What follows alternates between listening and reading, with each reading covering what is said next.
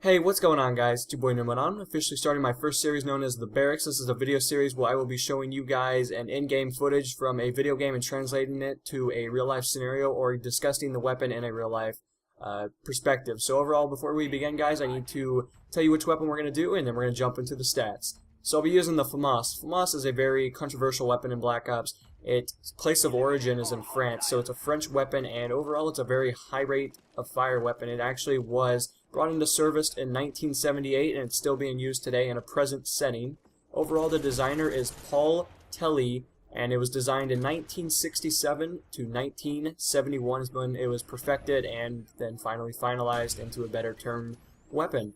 The manufacturer is Nexter, and the unit cost for the F1 is about 1,500 euros, and the G2 is equivalent to about 3,000 euros. So there's a little bit of difference in price. It depends on the model in which you want, and overall, it's not too bad. They were produced in 1975 to 2000. 2000 seems to be the last known date of when they were manufactured or produced into a general sense, but overall, very good for 25 years on a selected weapon. The number of weapons built is around a total of 400,000 F1s, which is really impressive, to be completely honest. I presume the G2 is still in production as of now, so that number is still probably climbing in the French army and other side brands that have picked it up and use it as their main weapon. But variants of this weapon can consist of the F1, the G1, the G2, the Famas Export, the Famas Civil, and the Famas Commando. So there is quite a selection. There's about 6 of them, so overall you have your fair share of different perspectives and different iron sights in which you can grab and use on the battlefield. But the weight is about 3.61 kilograms, which is equivalent to US terms as 7.96 pounds. And, you know, that's pretty standard for a weapon. If you wanted to put the G2 in perspective, it's about 3.8 kilograms, followed by 8.4 pounds, which, again, you know, it just depends on which variant, and overall it seems like the G2 is slightly heavier, but you're not going to be able to tell that by the hugest perspective. The overall length of the Famas, or it looks to be just a standard issue, is about 757 millimeters, or equivalent to 29.8 inches. And then for one with a bayonet, it's actually quite extended to a different reach, to be honest with you guys. It's about 965 millimeters, or 38 inches with a bayonet, which overall, that is impressive. But again, with the barrel length, it's going to be about 488 millimeters with 19.2 inches for the F1 and G2 variant. 405 millimeters or 15.9 inches for the G2 Commando. 320 millimeters or 12.6 inches for the G2 SMG.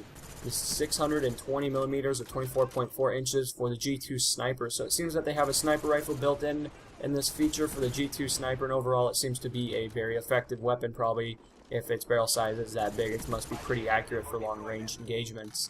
But overall, it's going to use a 5.56 times 45 millimeter NATO round, which is pretty standard for a lot of weapons in today's society. The NATO round is something that a lot of the United States military uses as their prime ammunition, and overall it seems to translate to a lot of weapons overseas as well.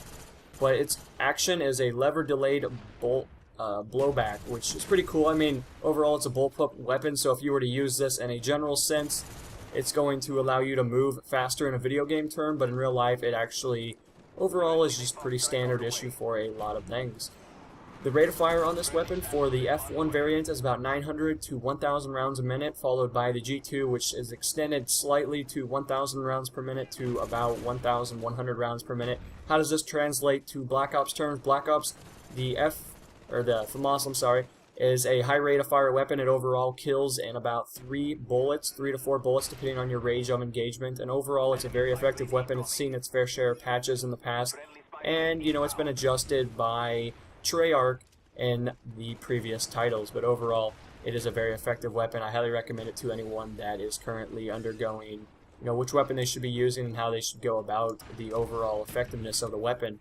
But now that we're talking about effectiveness, the F1 is about 300 meters. It's going to be the most effective, and the G2 is going to be extended to about 450 meters. So there is a little bit of difference in the weapons that you have, you know, decided to go upon and use, but its maximum range is about 3,200 meters, which, you know, that's pretty intense. But overall, the magazines can consist of, for the F1, it looks like a 20 round or 25 round box magazine, so standard issue clip, and a 30-round box magazine for the G2 and the Stangar, or however you pronounce that. I'm sorry, I'm not a gun expert, but overall there is a difference in the magazine sizes that you choose for each given weapon, and the sights are going to be a rear filtered with a Trimbalum Night Insert front post. So overall, you know, if you look at the gameplay, you guys will obviously see how the different formations of the weapon are consistent, and overall it translates to a real-life term in a very standard issue. But I hope you guys enjoyed the series. I hope this will be something that you guys are interested in. I just gave you